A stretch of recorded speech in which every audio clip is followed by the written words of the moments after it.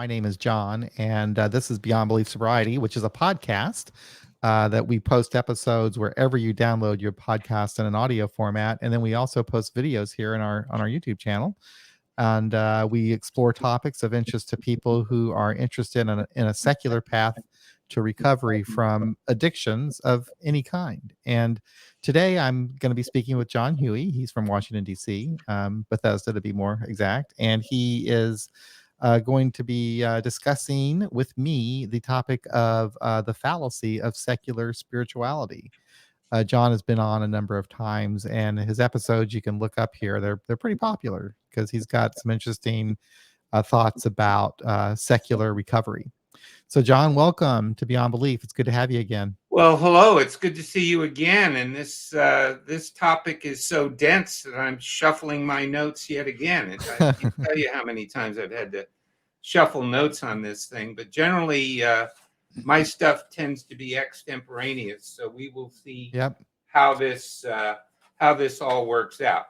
But we've been kicking around, topics related to this for some time now. Mm-hmm. And, this is, in fact, though, I believe, distinct and separate from a lot of the things we've been discussing over the last year or so. I think so. I think this is the first time we've actually addressed spirituality head on. I mean, it's always been part of the overall background noise. It's part of the ether. Yeah, and, exactly. We were talking a bit before, and I told you I made a big mistake this week. Mm-hmm. I have to own up to my big mistake. And my big mistake was going to a conventional meeting. Mm-hmm. An old friend of mine who I've known for over 30 years had an anniversary, and he was very sort of adamant that, not adamant, he was interested in me attending this meeting, and we're good friends, and I agreed to do so, even though I told him I was sort of attending under false pretenses, no longer being a part of that wonderful spiritual fellowship or whatever they call it. And it was, it turned out to be a mistake. I mean, but I was good. I kept my mouth mostly shut. Mm-hmm. At one point when it was time for me to share, some of the people there knew me from before, and they were all very curious as to what I'd been up to. And I gave them a little bit of information about what I've been doing, and also the fact that I'm no longer attending those meetings. And the primary reason being that as an atheist, I felt I was being a hypocrite going to those meetings. Right. And it took me a long, long time just to finally fess up to that and take the appropriate action, which was never to attend one of those meetings. So I said never, but there I was at one of those meetings. But and they started up with their, my sponsor said this, or I was powerless over that, or, my higher power showed me the way to this, and on and on. And that's a pretty liberal meeting, They didn't break out the catechism, but I wasn't used to it. I mean, I've been spoiled these last years. Yeah. Not having to listen to that stuff. But a guy actually piped up after I had identified myself as an atheist.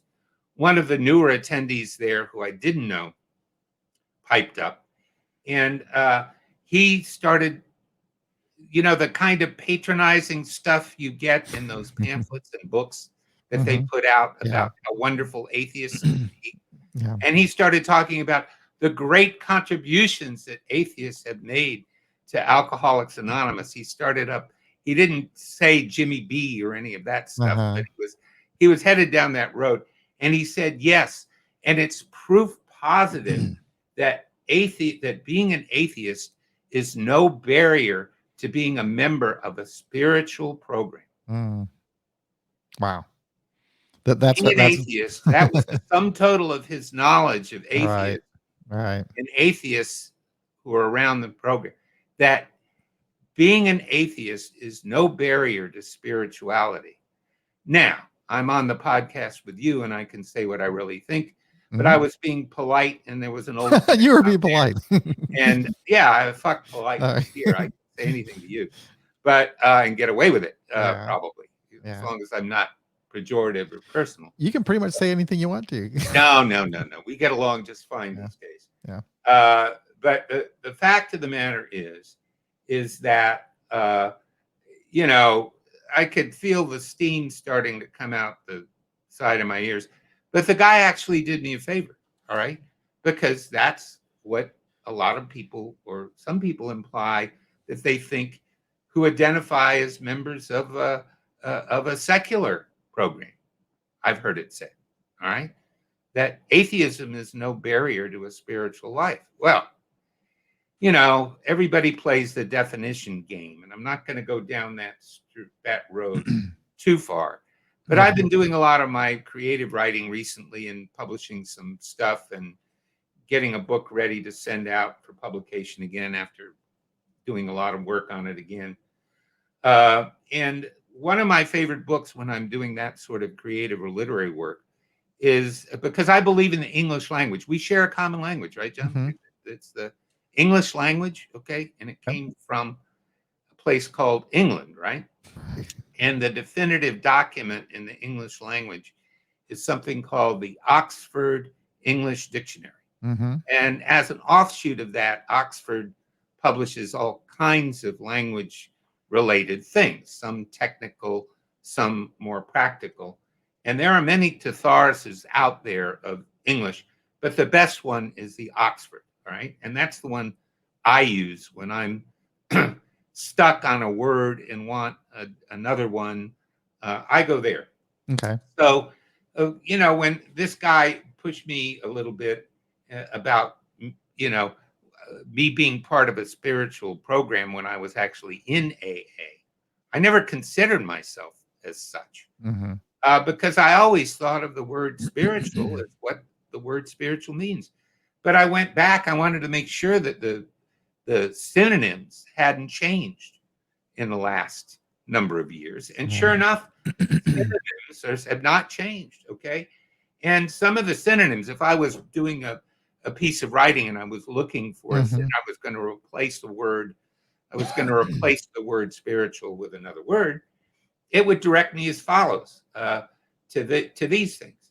To say something like non-material, inner, psychic, psychological, which isn't too bad, incorporeal, incorporeal, intangible, otherworldly, unworldly, ethereal, transcendent, mystic, mystical, metaphysical.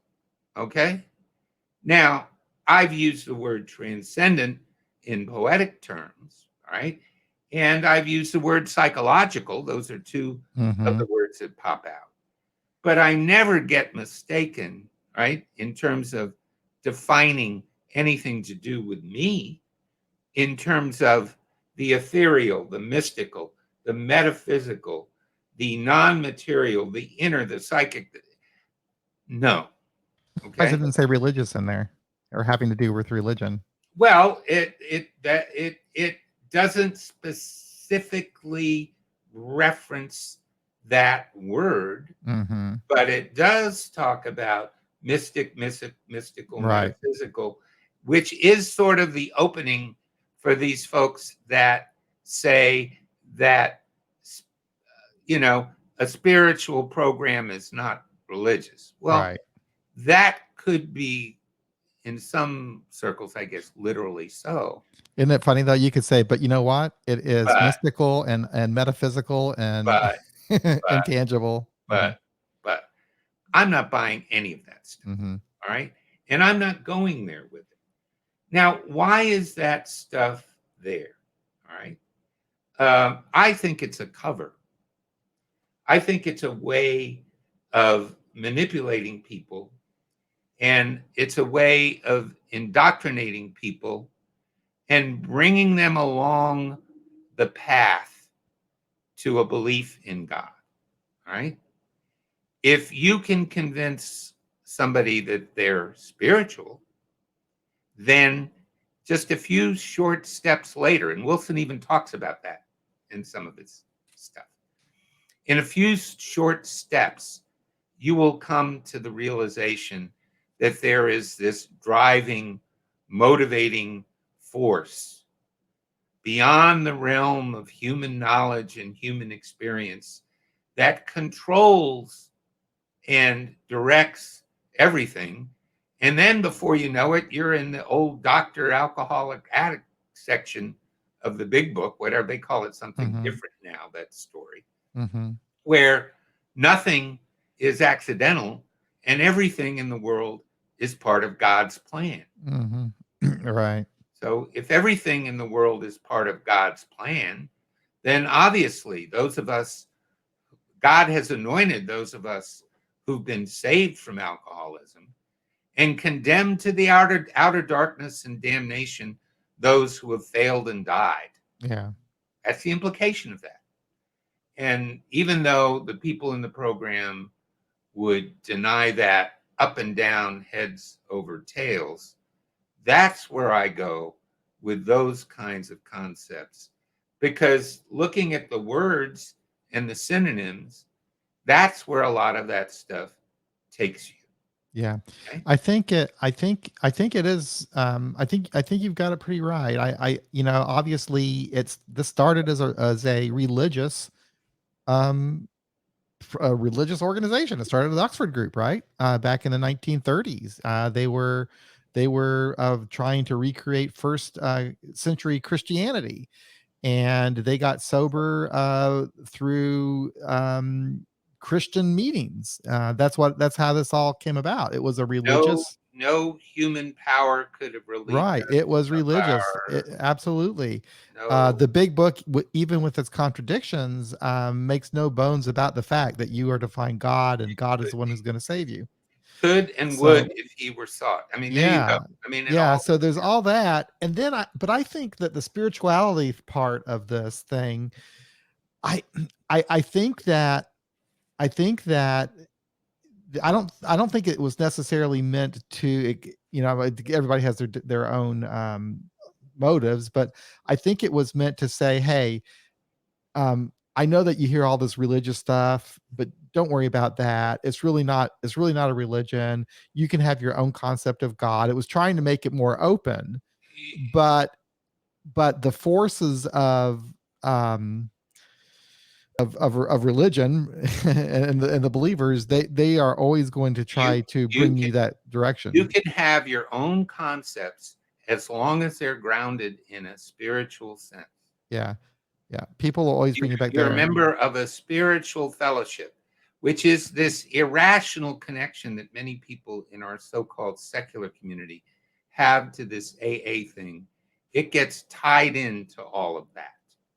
And that sense of unreality gets transmuted and transferred into something that I've even heard referred to as atheistic or atheist spirituality, which Yeah. is a complete non sequitur I in know. the So here's where it gets tricky though, because you've got I'm pretty familiar with the people who go to secularly formatted AA meetings. I'm pretty familiar with this group of right, people. I've done some surveys on them, and the vast majority, self-identify as atheist. No doubt about it. right.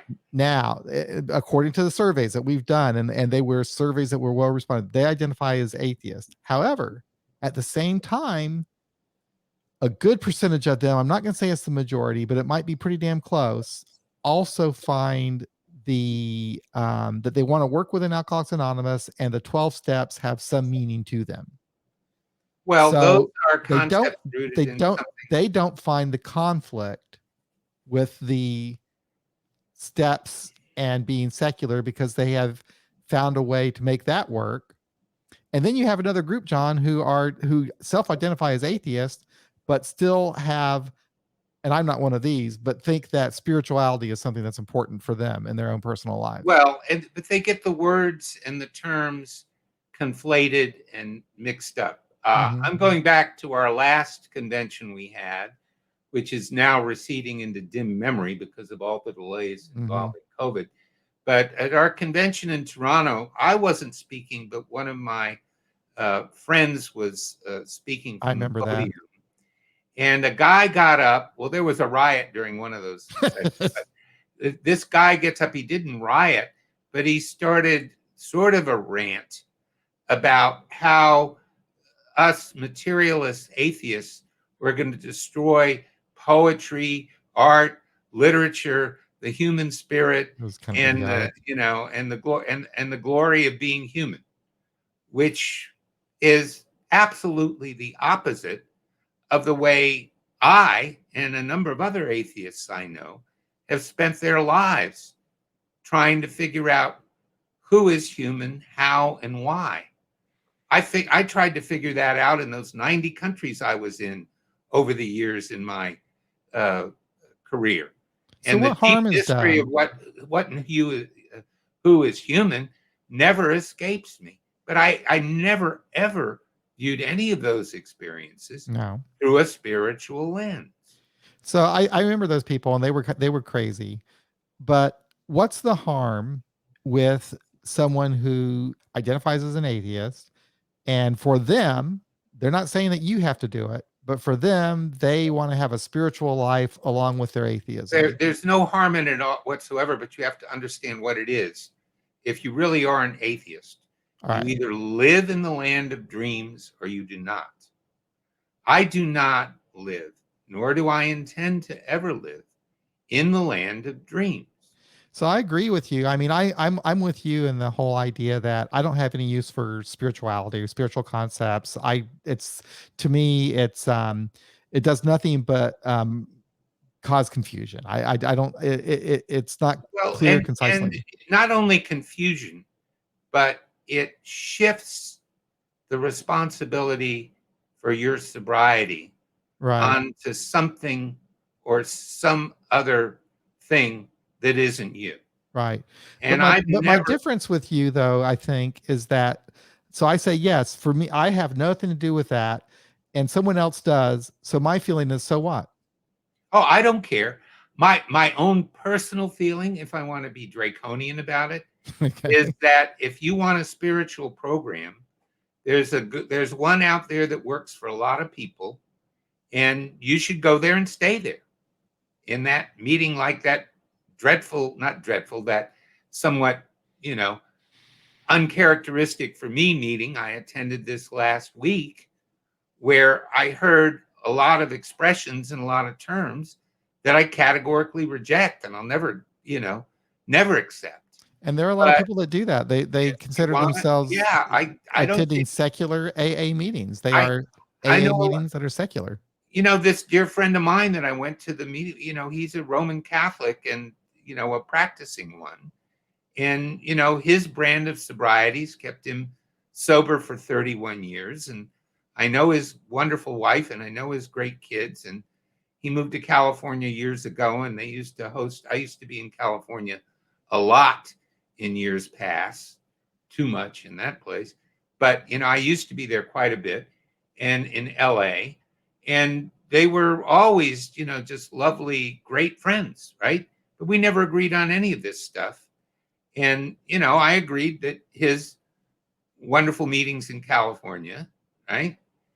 Although he did draw the line at the Pacific Group. I was very proud of him when he drew the line at the Clancy fanatics when he got introduced to them.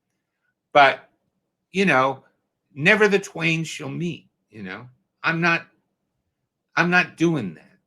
I can have friends that do that. And I'll be happy to be friends with many of the wonderful people I met in the secular fellowship if they decide that they're most comfortable affiliating that way or being that way. That's their perfect right. But it's my right to try to look for and foster environments that take me away from the land of dreams toward the land of personal responsibility and freedom. If I don't take personal responsibility for my sobriety and my life, my intuition tells me I will be lost. In those years that I was out in the wilderness drinking, knowing that I had to stop but drinking anyway, which we discussed last time, I refused to take real personal responsibility for who I was and what I was doing. Mm-hmm. I thought that knowledge would somehow lead me there, but knowledge didn't lead me there at all. It was when I got a full sense of my part in the whole enterprise and what I had to do about it, and shifting that to something or someone else leads you down the road of reading that big book, listening to those steps seriously, which I never have done and never will do. Looking for something called a sponsor that's going to direct your micromanage and direct your movements, and other things that could conceivably, in some alcoholic minds, take the responsibility away from you and shift it someplace else.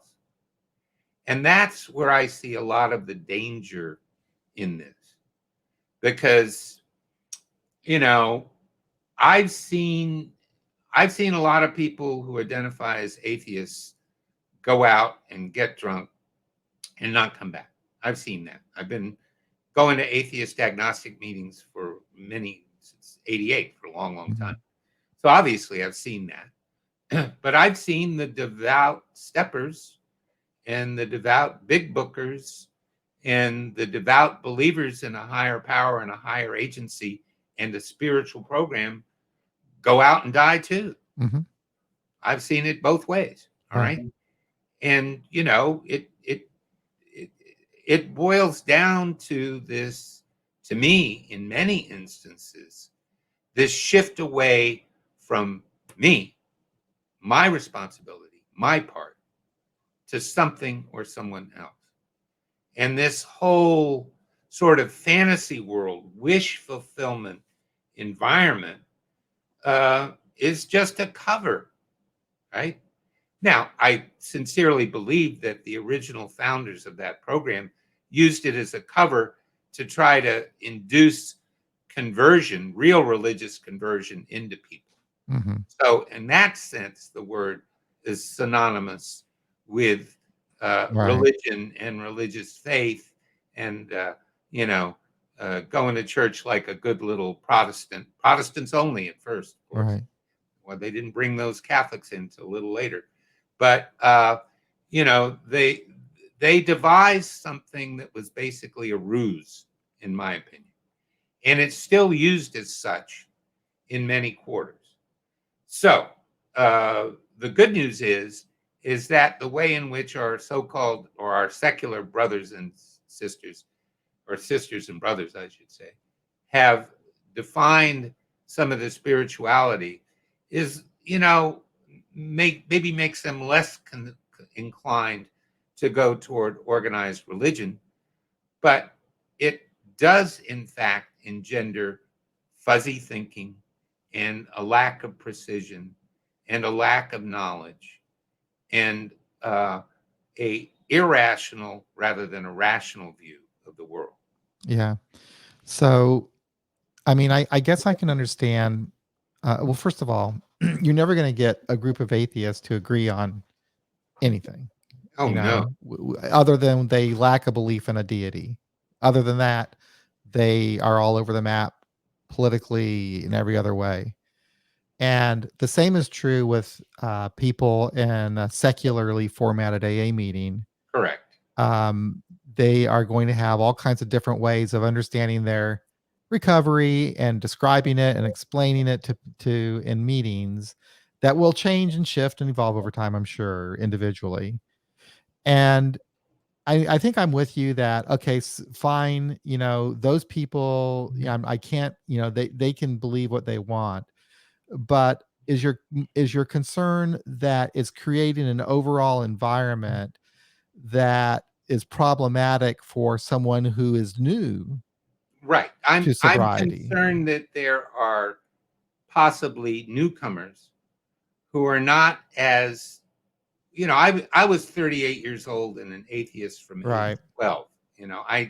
I didn't have any deprogramming in right, that point of view to from that point of view to do. Many people arrive at atheism or most people arrive at it in adulthood, even though right. I arrived at it as a pre-adolescent. So they have maybe other and different things to work through on the path to figuring out what they really do or don't believe. Right. But then a newcomer encounters an environment, most generally in the conventional program, but then even in our environment, in the secularly formatted environment, where it could be construed as and could be implied that you must be quote unquote spiritual on some level to be both sober and human, right? Uh, that's where you either love AA and AA unity or you don't. And AA unity, quote unquote, to me has always meant AA uniformity. Mm. Whether I'm right or not is something I'm sure there will be other opinions on that people will inevitably chime in on, right? Yeah. But I've always seen this word unity as meaning uniformity of thought and action. And that gets transferred into the secular realm Right. all the time. So, this is interesting because I do see it's a problem if you have a large group of people within a meeting that's deemed secular who are talking about spirituality and praying or all that sort of stuff, and someone who is seeking a secular experience is in that room and they're not familiar with AA culture.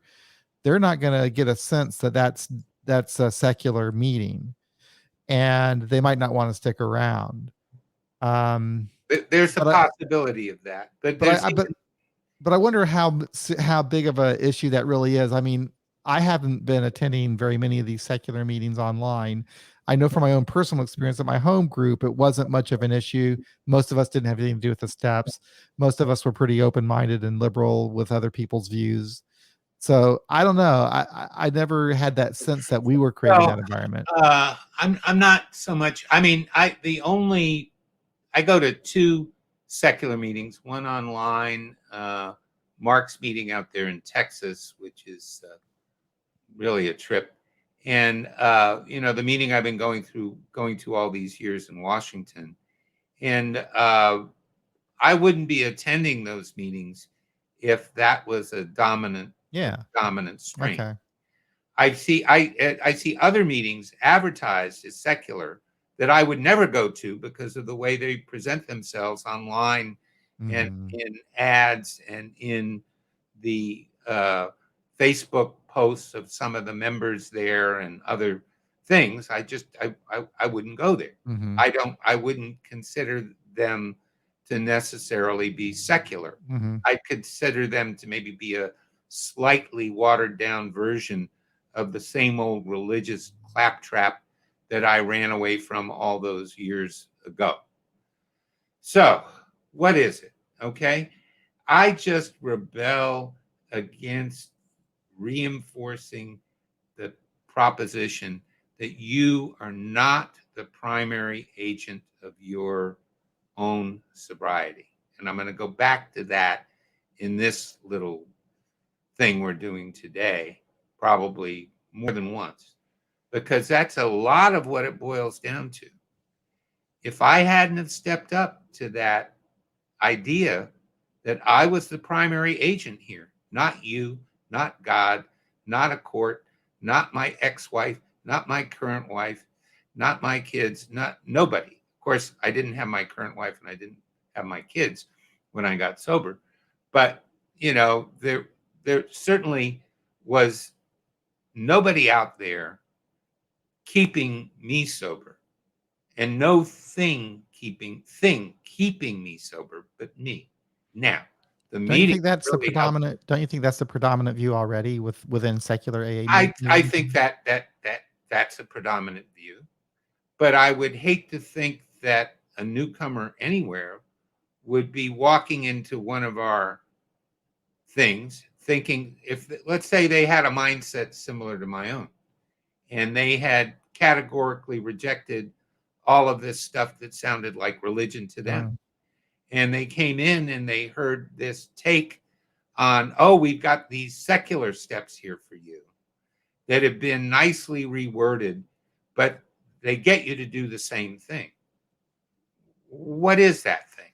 All right. Now, I think sometime in the future, probably in the not too far distant future, we'll go into that step thing at greater depth, which is something, of course, I think needs thorough and complete explication and understanding over and above some of the things I've said about it in the past.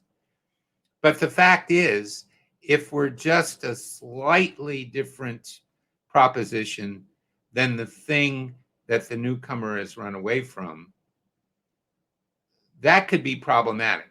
Yeah. Okay.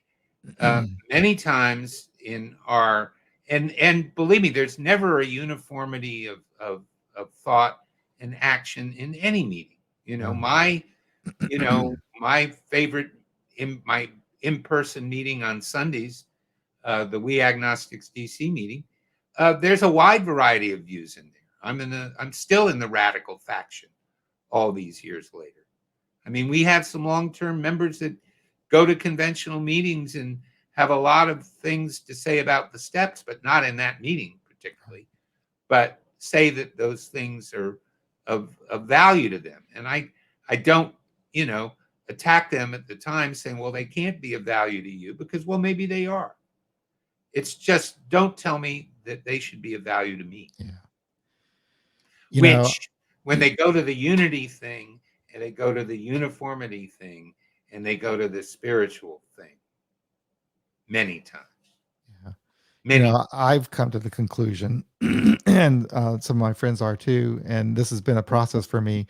But I just kind of wish that we would drop the steps. I understand some value in having some sort of a process to follow and everything like that. But what it does, it just causes confusion and debates about language. And like you've written some really great articles about the process that you go through, and you've written it in a completely secular way. And I read those articles, and being a person from a culture, I can also look at what you've done and say, yes, I can see steps in that and so forth. Just throw the steps out, just throw them out, and just speak in regular plain English language. I think we'd be a lot better Well, off.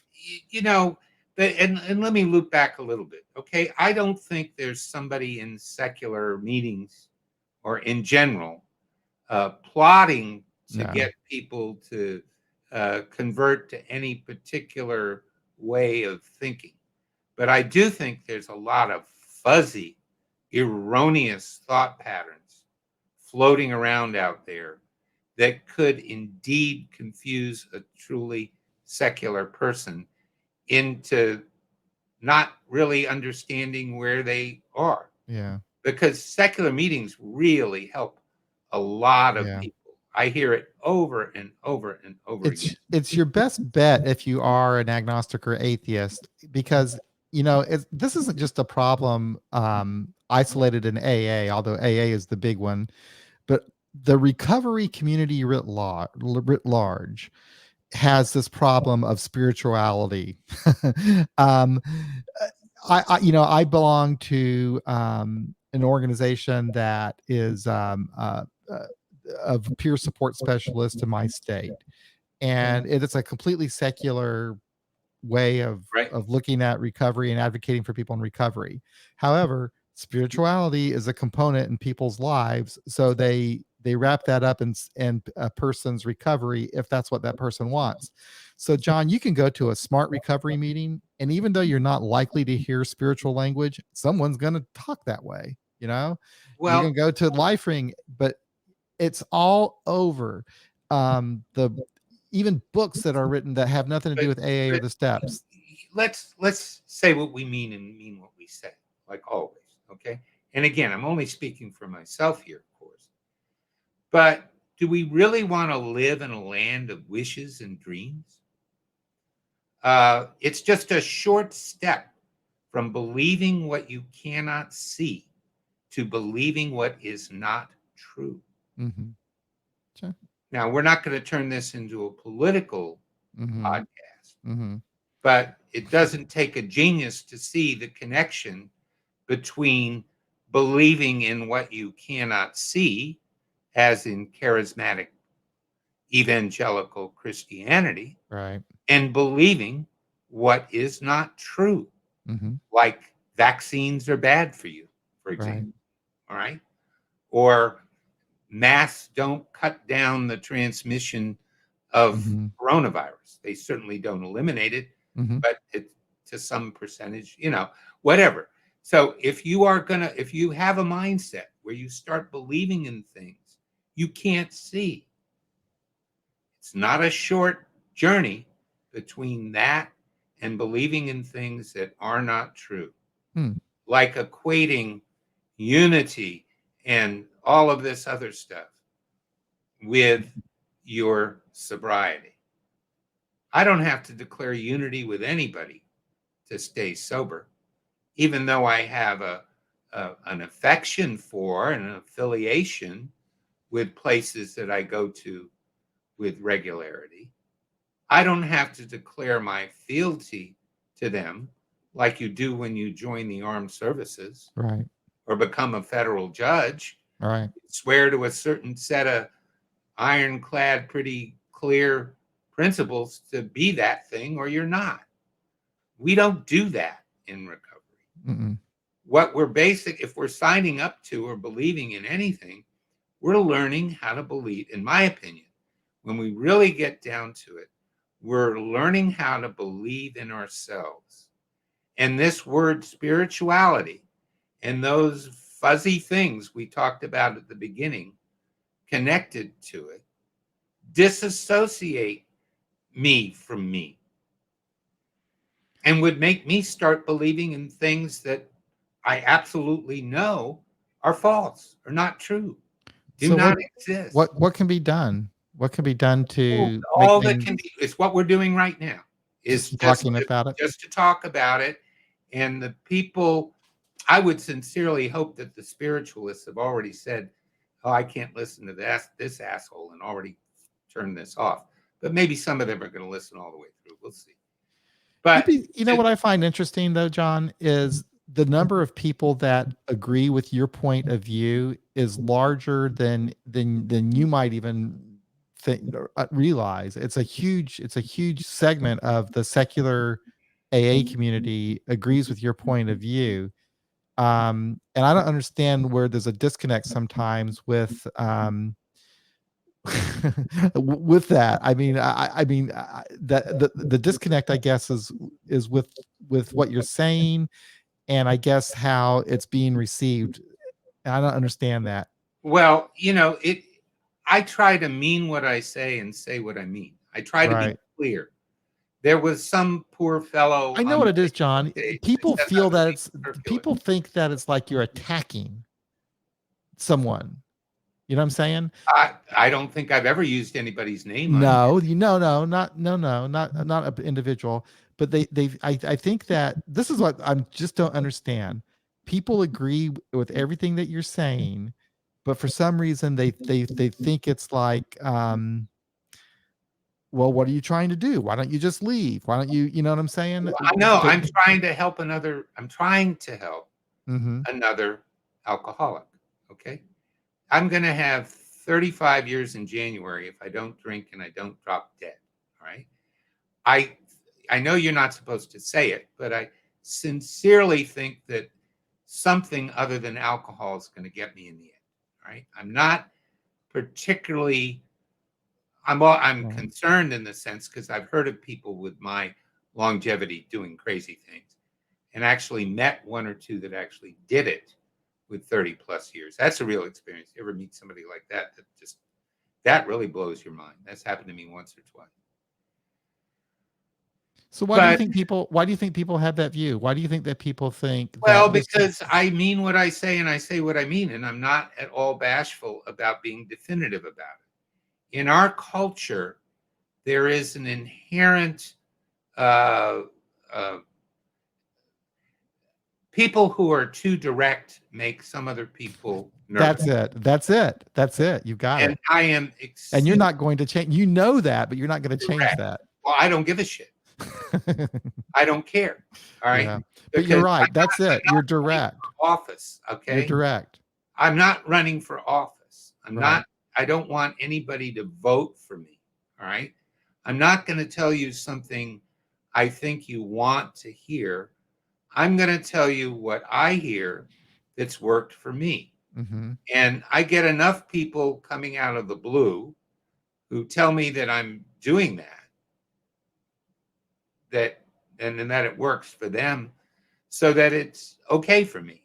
Mm-hmm. And if somebody doesn't like the way I speak or what I say or the way I say it, turn me the fuck off. Just like I turn you off. No Right. problem. Right. No, nothing wrong with that. I just find it interesting that, I agree with you on most everything that you have to say as far as your own personal experience and how you view your recovery. I relate to all of that.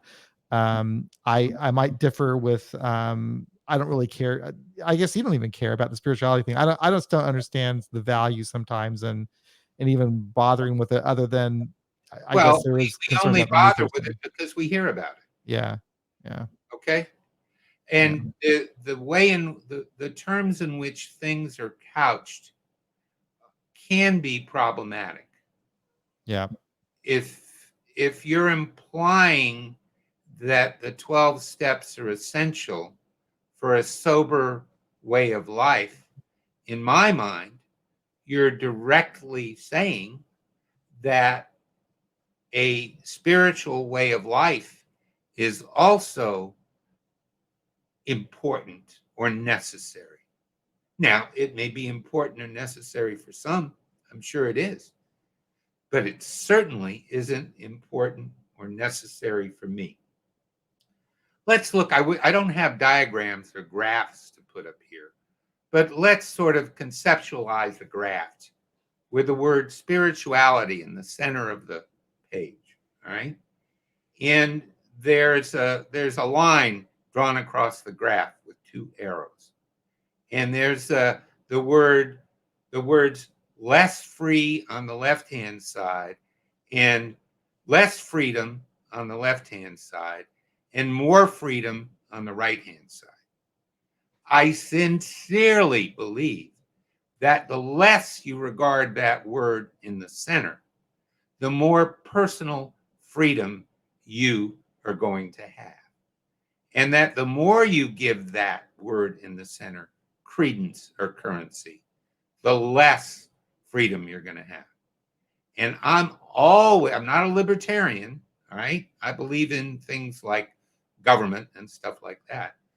But I believe in the complete freedom of thought and action as long as you are not impinging upon the rights of others.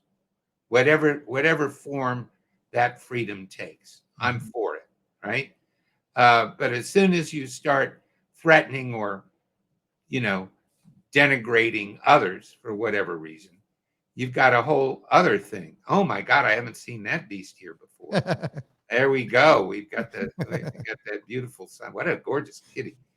My younger daughter would go crazy for that cat. But the idea is that I came here for freedom. I didn't come here for bondage. I didn't come here for another set of ideas. I came here to find whatever mine were. What are my ideas? Whether others like those ideas or others find those ideas valuable is immaterial as long as what I'm doing is reinforcing a positive trajectory for me. Okay. I don't want you on my path in the sense that, it's always nice to have people agree with you and to tell you what you say are valuable. But as I said, I'm not running for office and, I don't have acolytes and I'm not looking to start a secular ashram somewhere Right. or secta or cult or anything. I just I want some personal and intellectual freedom so that I can pursue the things that I'm capable of wanting and capable of doing the Yeah. good things, whatever I consider those to be. So this whole business about the land of dreams, there are artists who I admire who believe in all of that stuff. So I'm not saying it's impossible for you to be a free spirited artist or free ranging human being having those sets of ideas and principles. There are plenty of them out there that do that. But for me, in order to realize my potential, being able to do what I think I can do in the few remaining years I have left, I am coming down on the side of more freedom.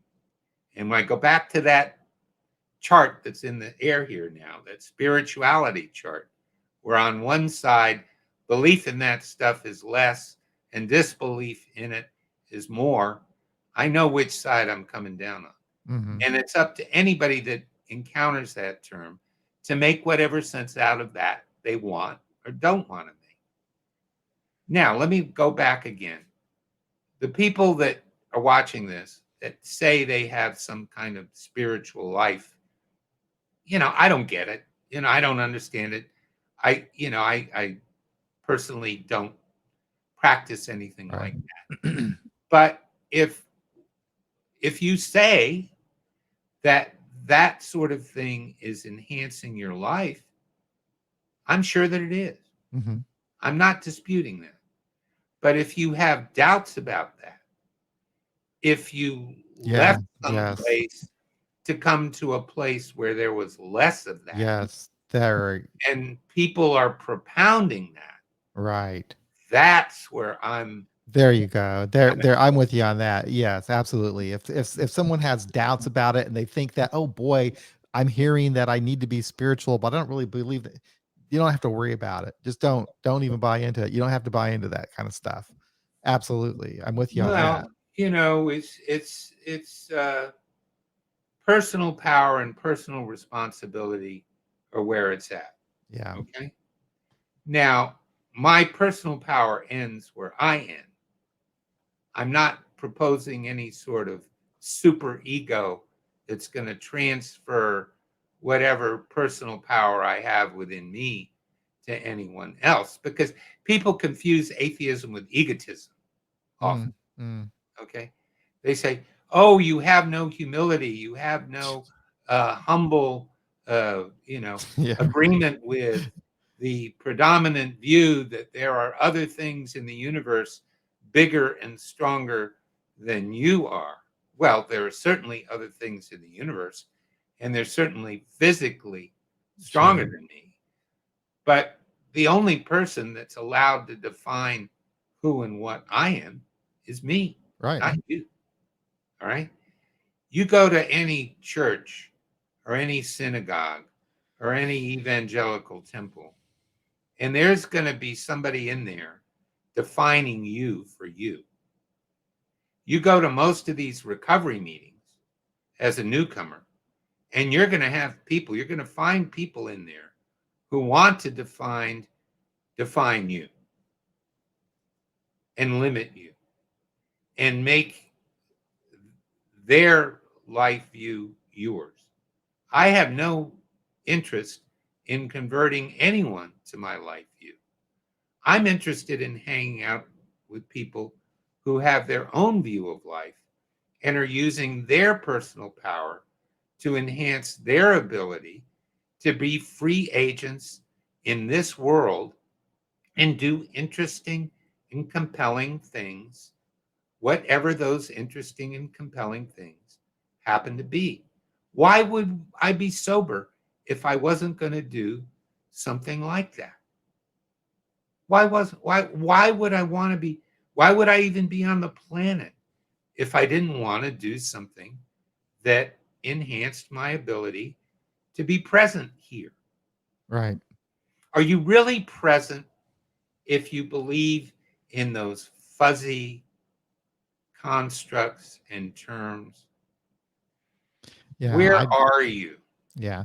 I Are don't you have. here? I personally don't have use for those things. Well, but there's a lot of people that imply, uh, which as I think we went over earlier, that if you don't sign up to that stuff, you're not really a human being. Mm, Like the yeah. guy in the meeting that said, "Oh, these atheists, they're so important to us because they prove that you can be an atheist and have a spiritual program Yeah. simultaneously." Yeah. I loved Yeah. it. He did me a great favor. As did that guy that got up at the conference that time and started yelling and screaming at one of my friends about how he was going to strip art and literature and beauty. Oh yeah, he said we atheists were going to strip beauty from the world. Yeah. One of my favorite poets, Shelley, who drowned at a hideously early age 32, wrote some of the most gorgeous language ever in the English language, some of the most transcendently beautiful language. And he was a diehard, dyed in the wool atheist, not a spiritualist at all. Hmm. And he's viewed as one of the three major romantic poets in the English language to this day. Diehard atheist. So don't tell me about artists who, you know, don't have a view of beauty or a view of uh, Yeah. transcendence, even of transcending, and transcendence in the sense of taking what you see and making it larger or more universally understandable or more communicable.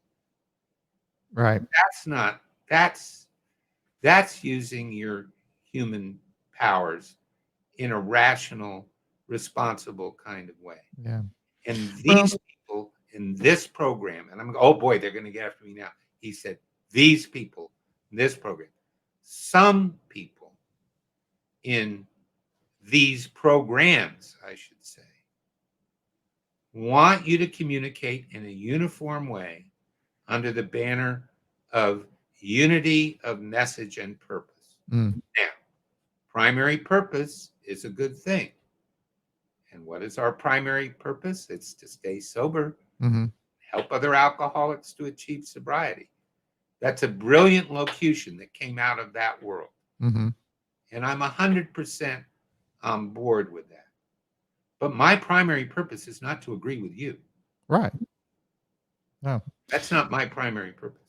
No, I totally agree. And honestly, the way that I understand the current research is that there shouldn't be one way of thought of recovery. That it's such an individual, personal thing that people have to find their own way and use their own language to describe it and set their own goals. And that's what works. If you ask someone to conform to someone else's view of what their life should be, it's not going to work. And that's a weakness when you have something like AA that's been around for a long time that has a book that they're not going to change because it seems to foster this idea that you have to conform to these ideas in this book, and that's Well, I really mean, problematic. yeah, rarely have we seen a person fail who Yeah, thoroughly it's followed it, really problematic. on and on, on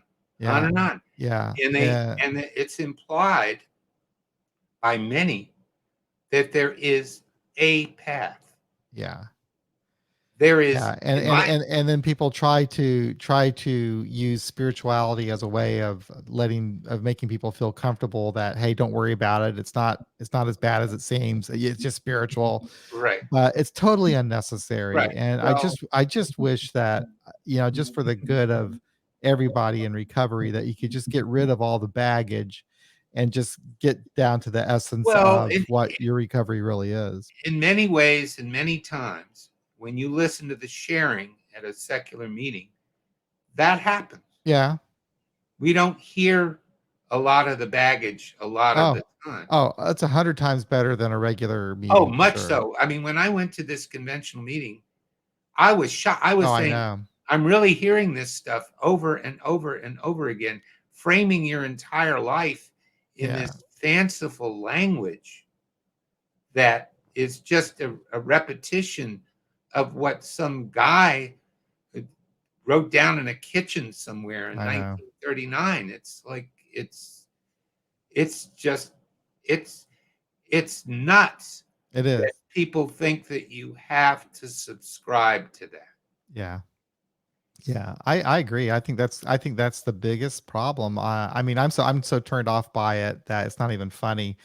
I have no use for that book. It's not like I'm against books, but when books are used to propel some sort of an idea, um, and that you must follow, then it becomes a problem. But yeah, Well, it's just too bad. everybody that writes something down is sort of, and it could be said, even myself, I've written some stuff down and said, well, I went here and I did this and I did that.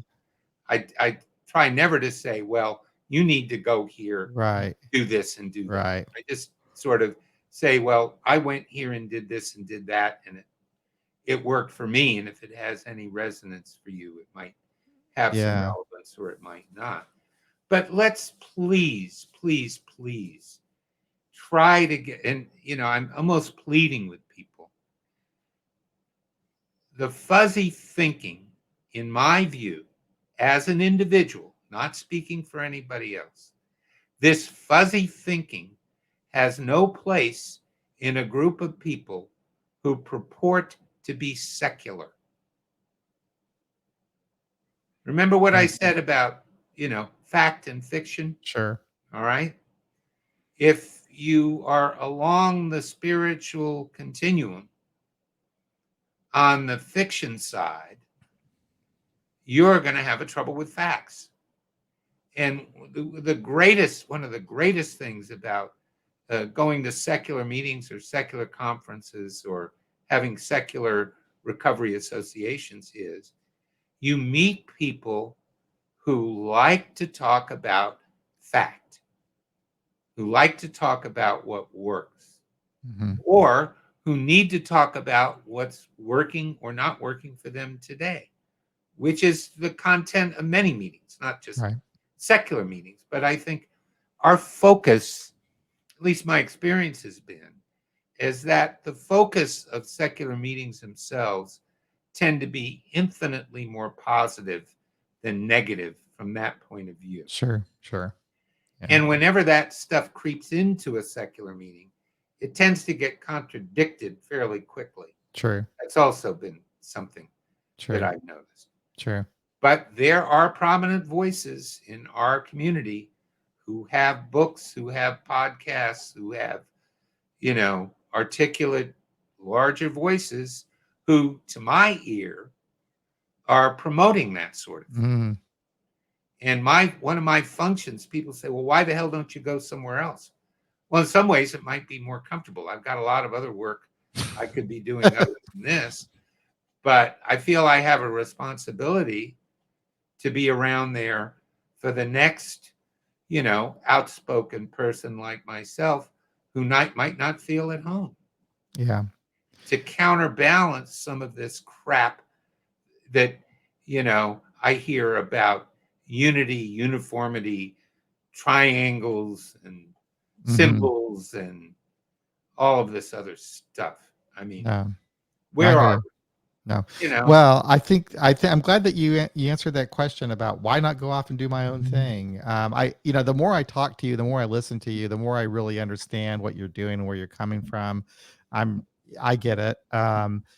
Yeah, everybody is free to say whatever they want to, but I think that we do owe it, if our primary purpose is to stay sober and help others to achieve sobriety, then we do owe it to the person who is not familiar with all of this BS, this culture, to try to keep it as simple as possible. And the more secular you are in your language, the more simple you are in the message that you're delivering, because people right. don't have to stop and ask themselves, what the hell does that mean?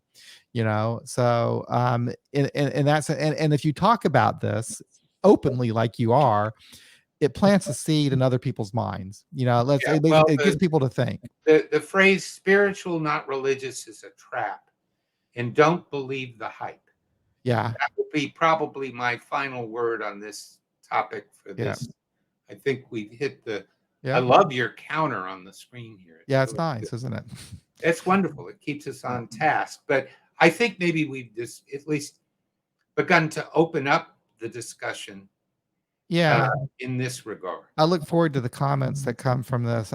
You should check out some of the comments and some of the other videos that we've posted. The people appreciate what you have to say, John. So Yeah, I yeah, it's been saw some interesting. comments that disappeared recently. I Oh, saw really? some. On the Yeah, YouTube channel? yeah. I saw some that were up for a while and then poofed. I have to check that out. See what I don't know happened. how they poofed, but they weren't my comments, so I didn't care. Huh? But I yeah, don't know. the the the reactions to saying what you mean and meaning what you say in our culture can be. America is not a place where a lot of people look at the screen and say exactly what they think without True. any regard for the consequences. Right. Well, the Right. ones that do that mostly are crazy, but I'm talking Well. about there aren't many sane people who look at the screen and pretty much say what they mean and mean what they say. Right. And that's you know, call it a failing, but that's where I'm coming from. Yeah. Um, I wish I could be sweeter, Well. but there you go. You do what you can. Yeah. And again, hopefully we did do something here that has some meaning somewhere down the line for someone. I think so. It's always it's always good for me anyway to think about these things. So I hope that you enjoyed this conversation. We'll have John back on again to talk about who knows what, but always love having him here. If you'd like to help out our website, podcast, whatever, you can do so. Become a member of our YouTube channel or just go on over to our website, beyondbeliefsobriety.com, and click on the donate button. Anyway, thanks again. And thank you, John. I really appreciate your help. As always, it's been a pleasure.